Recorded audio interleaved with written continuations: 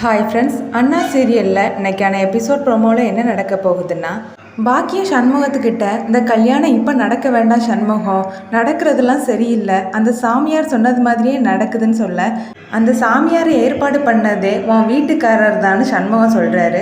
ஆமாம்மா, அந்த சாமியார்கிட்ட அப்பா பேசிகிட்டு இருக்கிறத நானும் பார்த்தேன் சிவபாலான்னு சொல்ல, அப்போ சரியில்லை, அந்த சுவாமியார் சொன்னதை நானும் உண்மைன்னு நினச்சிட்டேன், இந்த கல்யாணம் இப்போவே நடக்கட்டும்னு பாக்கியமும் சொல்கிறாங்க. மருதப்ப சொன்னது மாதிரி அவரோட ஆட்கள் சண்முகத்துக்கு பின்னாடியும் முத்துப்பாண்டி பின்னாடியும் சிவபாலம் பின்னாடியும் நிற்கிறாங்க.